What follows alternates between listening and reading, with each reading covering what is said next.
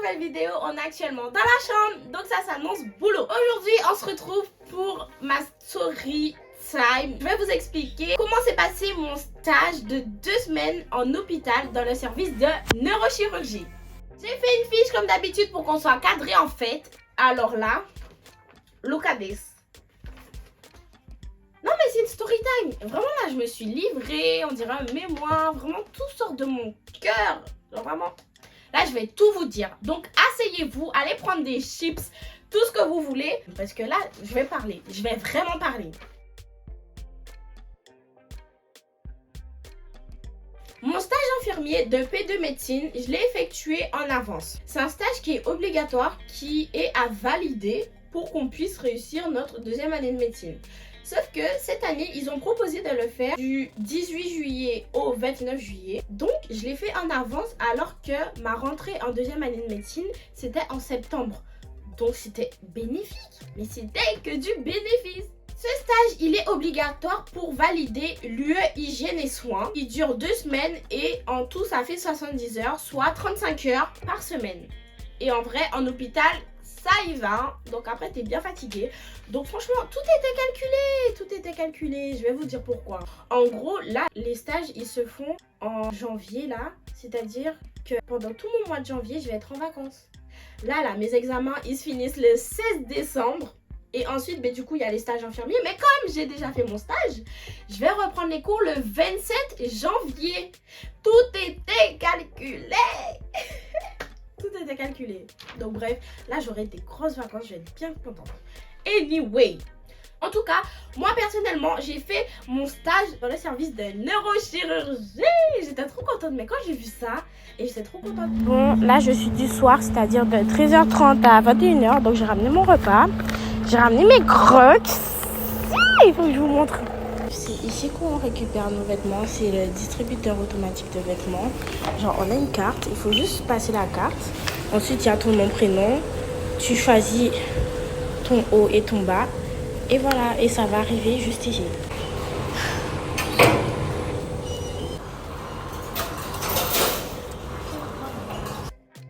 Et c'est parti pour la transformation.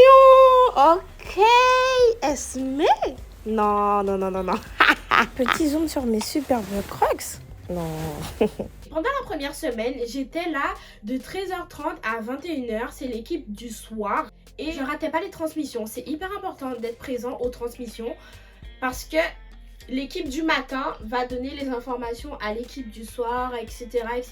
Et ils vont donner des informations sur tous les patients, c'est-à-dire ce qui s'est passé, s'ils ont eu de la fièvre, quels médicaments il faut les donner. On va savoir tout ce qui est retour du bloc, parce que nous, on était en neurochirurgie, donc il y avait des patients qui retournaient du bloc. Ou sinon, il fallait préparer des patients pour le bloc, enfin des trucs comme ça. Mais en général, les blocs, c'est le matin. Donc, l'équipe du matin avait déjà préparé les patients pour le bloc. Donc nous, on faisait plus des retours de bloc. Pendant ce stage, j'ai pu prendre la température, la tension. Là, je ne prenais pas la tension comme au cabinet. Là, franchement, c'était une machine. Je mettais juste le brassard, j'appuyais sur un bouton, ça gonflait, ça donnait la fréquence cardiaque, la pression artérielle systolique, la pression artérielle diastolique. En fait, tout était donné. Et par exemple, si un patient avait 38,5, il y avait des risques d'infection, etc. On allait faire un bilan pour savoir s'il n'y avait pas une infection, des choses comme ça. Lors des visites des patients, c'est-à-dire après la transmission, on allait tout le temps faire des visites avec l'infirmière. On prenait température, tout ça. Elle donnait des médicaments, elle faisait des pansements. Vraiment, c'était trop bien parce que je suivais l'infirmière, mais en même temps, des fois, j'aidais l'aide-soignante quand je pouvais. Franchement, j'aimais trop aider aussi les aides-soignantes. Comme ça, j'étais toujours active et voilà. Ils ne voyaient pas que j'étais une plante verte. Et de toute façon, c'est dans ma nature d'aider. Donc vraiment, ne soyez pas des plantes vertes. Sinon, après, on va rien vous proposer et vous allez rien faire. Et lors des tours aussi, on évaluait la douleur et tout ce qui était neuro grâce au Glasgow en fait. Et Glasgow 15 c'est bien mais enfin ils étaient rarement Glasgow 15 sauf si c'était leur jour de sortie. Donc voilà, quand ils sont désorientés et tout, ils vont pas être forcément à Glasgow 15, ils peuvent être à 14, des trucs comme ça. Mais en fait ça dépend. En tout cas, c'était ça. Ensuite, on m'a donné ce petit truc là. C'est une lumière pour voir au niveau des yeux si c'est réactif, si la pupille elle se rétracte bien, etc. Donc on me l'a donné, c'était cool. En plus ici aussi il y a la taille des différentes pupilles. Donc voilà, pupille jauge. J'aidais beaucoup les aides-soignantes, c'est-à-dire que je les aidais à faire la toilette des patients, à donner leur repas, etc. Dès qu'elles m'appelaient, j'allais les aider à refaire le lit, tout ça. J'ai même appris à faire le lit toute seule, hein. Toute seule. Et entre chaque patient, il faut passer le DD, c'est-à-dire détergent, désinfectant, parce qu'en fait, il faut éviter tout ce qui est contamination manuportée avec les mains, tout ça. Enfin, franchement, je respectais beaucoup tout ce qui est hygiène et soins, parce que c'est hyper important. Les patients, ils sont fragiles, ils avaient dans la moyenne, on va dire la soixantaine, il y en avait qui avaient 45, 70, enfin vraiment, si on devait faire une moyenne d'âge, ils avaient entre 50 et 60 ans, hein. Du coup, il fallait faire hyper attention. Et même en fait, on est à l'hôpital, il faut éviter tout ce qui est infection nosocomiale. Donc, entre chaque patient, je nettoyais le matériel. Vraiment, c'est hyper important. Et en plus, c'est l'un des objectifs à acquérir lors de ce stage. Des fois, on devait remettre des perfusions parce que, par exemple, si à la transmission, on nous avait dit qu'un tel avait arraché sa perfusion, on devait refaire la perfusion. On faisait aussi des fois des ECBU, c'est ce que je vous ai expliqué, des examens cytobactériologiques. Et on préparait les départs, etc. Après avoir fait notre tournée, on allait dans la salle où il y avait les ordinateurs, le matériel, etc. Et on devait faire le suivi de ce qu'on avait fait sur DxCare. C'est une sorte de page numérique, un dossier numérique où on enregistrait tout, c'est-à-dire la température, la fréquence, la tension, etc. Tous les médicaments qu'on avait administrés. Et voilà, donc c'est très important, il faut tout noter, c'est vraiment très important. Comme ça, s'il se passe quelque chose, on saura pourquoi le patient il est pas bien. Niveau technique, j'ai pu faire des choses. C'est-à-dire que j'ai retiré des sondes urinaires chez des femmes et pas chez des hommes. Donc en fait, avec une seringue, on va d'abord aspirer l'eau qui est dans une sorte de ballon en fait qui empêche que la sonde descende. Donc on retire l'eau et ensuite on dit 1, 2, 3. Enfin, on prévient tout le temps le patient. Ça, c'est hyper important. Avant de faire quoi que ce soit, il faut prévenir le patient, lui dire si ça va, si on peut, etc. Et ensuite, du coup, après avoir retiré l'eau, je disais je vais y aller, ne vous inquiétez pas, 1, 2, 3 et c'est fini. On retirait la sonde, enfin tout ça. Et surtout, on avait des gants hein, quand même, donc on avait des gants. On avait aussi une surblouse et tout pour éviter tout ce qui est contact avec les liquides biologiques, c'est très important aussi. J'ai aussi pu retirer des cathéters. En fait, il faut retirer un sorte de pansement qu'il y a autour pour ne pas que ça bouge. Ensuite, on retire le cathéter. Il faut appuyer pour ne pas qu'il y ait une hémorragie et un gros hématome après. Donc, on appuie bien fort. Ensuite, on met le pansement et voilà. Simple. Ah là là, c'est pas tout le temps qu'on s'assoit. Mais en tout cas, franchement, je suis grave contente de faire ce stage. Là, j'ai retiré 2 perfusions. Non, 3. J'ai retiré 2 sondes urinaires. Enfin, tout se passe bien, quoi. Je suis trop contente. C'est un peu fatigant. Parce que là, je suis là jusqu'à 21h. Et je suis arrivée à 13h15. Mais bon, j'aime bien. Faut être actif. Je sais pas, on bouge tout le temps. Moi, ça me va. Hein.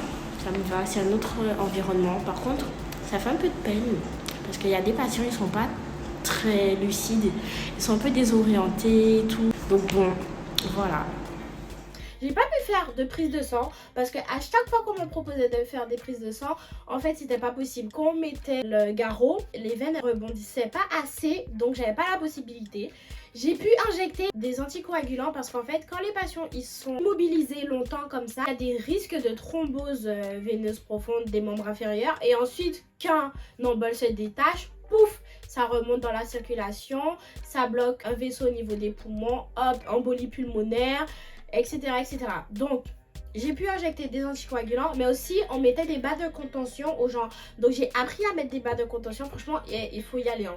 Il faut y aller. C'est pas facile à mettre, mais après, quand on a le, je sais pas comment on dit là, le doigté, non, c'est pas ça.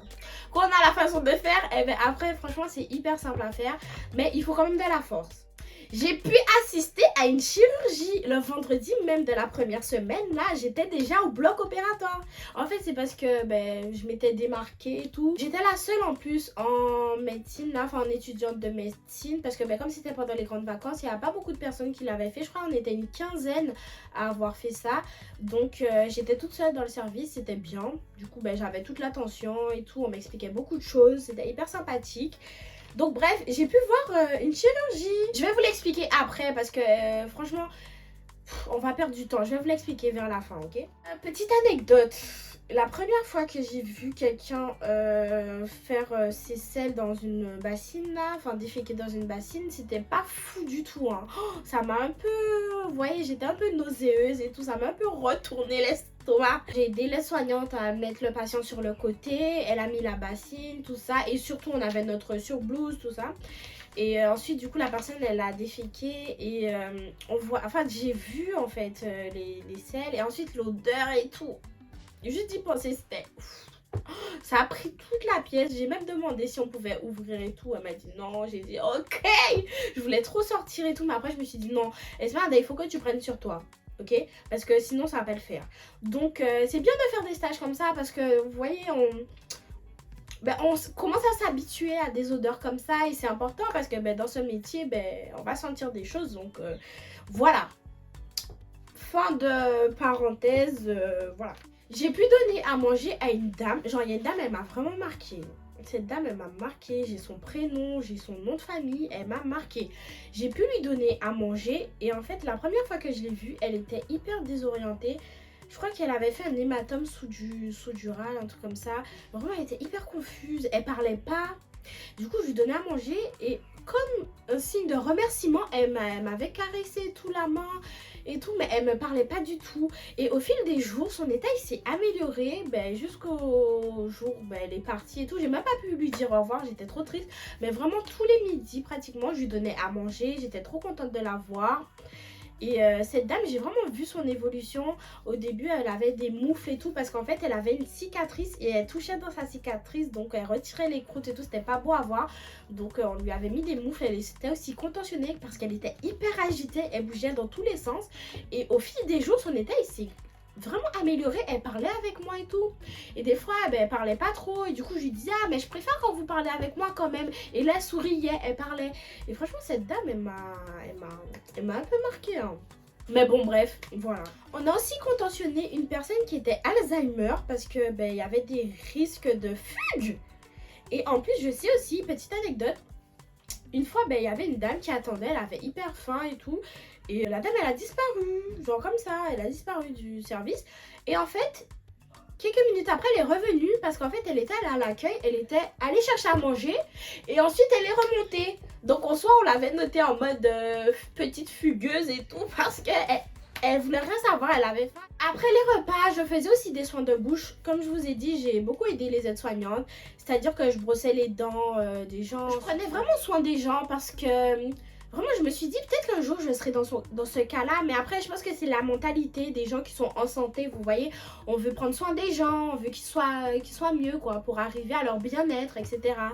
Donc voilà, j'aimais trop prendre soin des gens. Le matin, quand je montais les stores et tout, ça c'était plus pendant la deuxième semaine.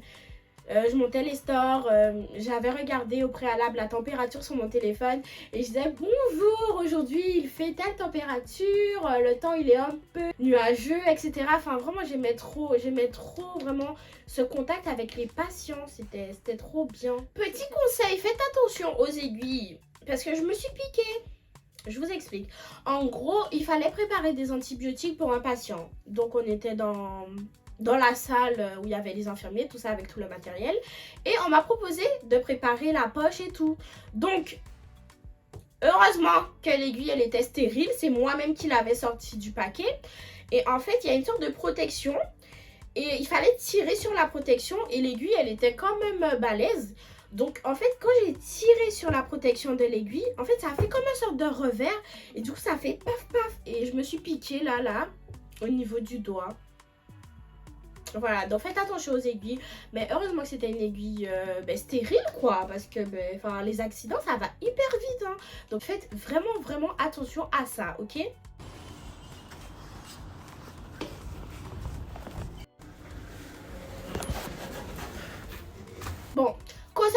deuxième semaine, je trouve qu'elle était plus calme parce que là j'étais du matin, c'est-à-dire que je commençais à 6h45 jusqu'à 13h. Donc ça c'était bien parce qu'après j'avais toute la journée. Bon après des fois j'étais fatiguée donc je faisais pas trop la folle, mais c'était sympathique. Je pouvais donner les petits déjeuners aux patients, je montais les stores, etc. Je prenais tout ce qui était température, tension, enfin comme d'habitude. Je ratais pas aussi les transmissions avant de faire le tour là, petit déjeuner, etc. J'étais à toutes les transmissions. Vraiment, j'ai raté aucune transmission. C'est hyper important. On me donnait une fiche récapitulative avec le nom des patients, la chambre, etc. S'ils sont côté porte ou fenêtre. Donc vraiment, je notais tout. Et des fois, je disais à l'infirmière, ouais, il est l'heure et tout pour donner l'antibiotique. Vraiment, j'étais hyper impliquée dans mon travail, comme si j'avais fait ça toute ma vie. J'ai aussi pu voir des ponctions lombaires, c'est-à-dire qu'en fait on va prélever du liquide céphalorachidien. Par exemple, si on suspecte une méningite pour voir s'il y a des bactéries, des choses comme ça. Donc on va faire ça et c'est hyper impressionnant parce que moi je pensais pas que l'aiguille elle allait être comme ça. L'aiguille elle est comme ça. C'est pas un jouet et en plus quand tu piques ça fait un creux. Vous voyez quand vous appuyez ça fait un creux, sauf que la taille du creux genre il est comme ça hein. Genre vraiment ça fait un vrai creux dans la peau. Et en plus il faut faire attention parce qu'en fait il faut piquer en dessous de L1 L2, c'est à dire là où se termine la moelle épinière. En fait il faut piquer en dessous pour éviter de toucher la moelle. Donc on piquait au niveau de L4. Et les repères anatomiques, c'est le bord supérieur des crêtes iliaques, on doit toucher. Et ensuite, avec nos doigts, on doit venir palper la vertèbre. Et ensuite, on doit toucher au niveau du disque. Et voilà quoi. Enfin, c'est hyper complexe à faire, mais c'est hyper impressionnant quand même. Mais c'est bien à voir en fait. Anyway, passons maintenant à l'opération que j'ai vue. Donc, je vous explique un petit peu le cas. Déjà, je ne vais pas donner de prénom, tout ça, parce que vous savez déjà, secret médical. Donc, voilà. En gros, c'est un enfant de 2 ans qui avait une tumeur au niveau du 4e ventricule. Est-ce que je vous montre au niveau du crâne? Je crois que je vais devoir l'utiliser parce que... Enfin, je vais devoir l'utiliser. Bref, en gros... C'était vers ici, le 4e ventricule. Si vous avez des images, tant mieux. Donc, il avait une tumeur dans le 4e ventricule et il avait aussi des métastases, ce petit. C'était hyper triste quand même parce que je me suis dit, bon, il a que 2 ans et tout. C'est pas fou. Mais bon, il faut faire abstraction parce que de toute façon, on est là pour bien et tout ça. Donc, j'arrive dans une salle où il faut se changer. Donc tout d'abord, je me désinfecte les mains, tout ça, je me change, je mets des nouveaux vêtements qui sont stériles, j'enfile le pantalon. De toute façon, je vais vous mettre une photo. Je mets les sabots, ce sont des sortes de chaussures et tout. On me met le masque, on me met la charlotte et tout, je touche à rien, vraiment, je me laisse faire. Ensuite, du coup, je demande une photo, vous savez déjà, pour montrer à ma famille. Du coup, je fais la photo, tout ça. Et ensuite, il y a une sorte de couloir où les personnes qui sont pas dans des habits stériles ne peuvent pas passer. Donc, celle qui m'avait accompagnée et tout, elle m'explique un peu comment aller. Je sais qu'il fallait aller à gauche, ensuite à droite, etc. Donc, j'y vais. Franchement, il n'y a personne qui m'a demandé qu'est-ce que je faisais là. Hein. Vraiment, on m'a même pas demandé bonjour, vous êtes qui et tout. Parce que je pense qu'ils ont vu que j'avais l'habit, tout ça, tout ça. Anyway.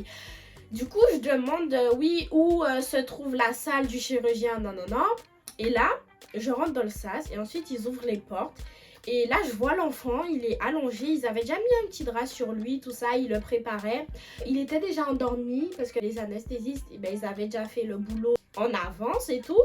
Donc, voilà. J'arrive, je dis bonjour, je regarde un peu ce qu'ils font, je regarde un petit peu la salle, l'ambiance. Il faisait pas très chaud, il faisait un peu froid quand même. Après je pense que c'est un peu, pas l'émotion, mais je me disais ouais bon là je vais quand même voir une chirurgie. En plus le cerveau c'est quand même quelque chose que j'ai toujours eu envie de voir en fait. Une chirurgie, genre c'est vraiment quelque chose que j'avais envie de voir. Donc voilà.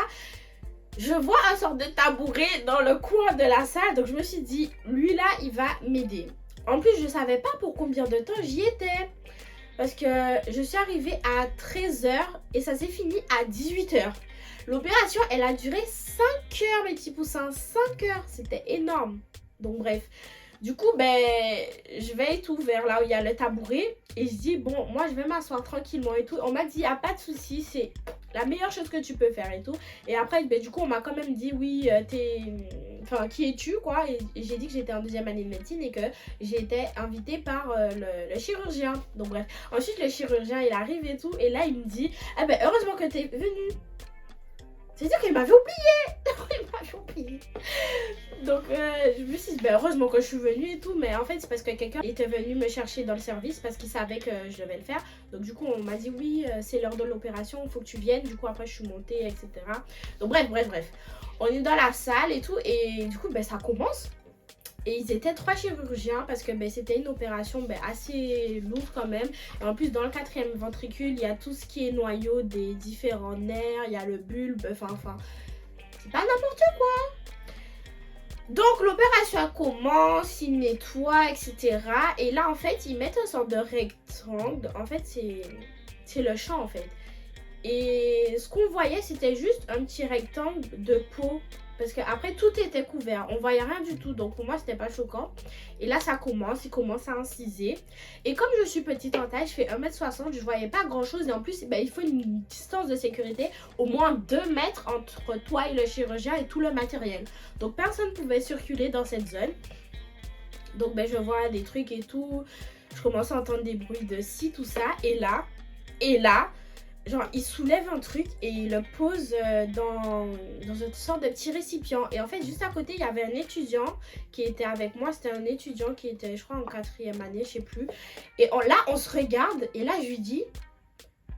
On est d'accord que c'est l'os occipital qui vient de sortir. Parce qu'en fait, j'ai reconnu l'écaille occipitale. Et l'os, il était vraiment tout blanc, tout clean et tout.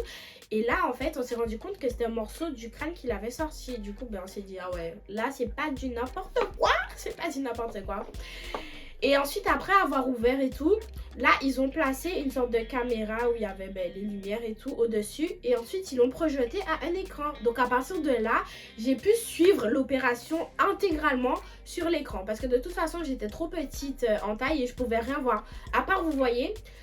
les ouvertures, en fait, ils ont écarté et du coup, ben, je voyais juste les ouvertures, c'était rouge, mais enfin, il n'y avait pas de sang de fou, quoi.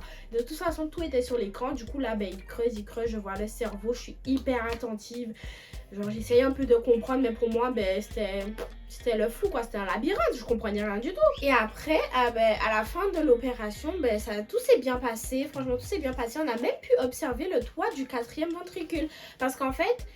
l'enfant il était sur le ventre parce qu'en fait ils sont passés par l'arrière, c'était la meilleure solution en fait, ils sont passés par la base du crâne et en fait du coup ben genre la taille de l'incisure elle était comme ça à peu près, elle était à peu près comme ça et du coup ben ils ont creusé jusqu'au 4e ventricule et tout et c'était incroyable parce que je me suis dit mais enfin il connaît toutes ces structures, enfin c'est fou quand même hein. Enfin, opérer le cerveau, c'est un truc de malade. Genre, vraiment. Et là, je me suis dit, ah, chirurgien pédiatre. Oui, mais il faut quand même avoir les... Vous avez compris, il faut avoir les... Parce que c'est pas simple. Enfin, on se dit que le moindre faux pas, ben, c'est chaud, quoi. C'est foutu. Mais après, de toute façon, vous avez l'habitude et tout quand vous faites ça, mais c'est pas fou, quoi. Genre, encore...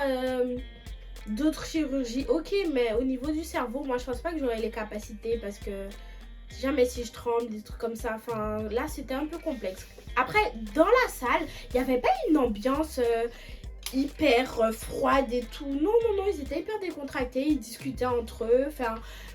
Ils se concertaient, enfin non tout était très bien et tout. À un moment, ben, un des 3 chirurgiens il est venu me voir. C'était pas celui qui m'avait invité mais c'est celui avec qui j'avais vu la ponction lombaire et tout ça. Il est venu me voir, il m'a expliqué un petit peu où on était dans la chirurgie, ce qu'ils étaient en train de faire, tout ça. Donc vraiment c'était hyper bien. On n'était pas là comme ça à regarder, à rien faire. Non vraiment c'était hyper intéressant. Et à un moment, ils avaient demandé des poches de sang. Je voyais un petit peu tout le monde faire des choses. Et on était vraiment nombreux. Hein. On était plus d'une vingtaine dans la salle. Hein. C'est pas n'importe quoi parce qu'il y a les chirurgiens, les infirmières de bloc, les anesthésistes, etc. Enfin, on était beaucoup. Hein. Donc voilà, l'opération, elle a duré 5 heures. Je tenais vraiment à rester jusqu'à la fin. Même quand il était en train de faire les sutures parce qu'il nous a dit qu'on pouvait partir. Mais non.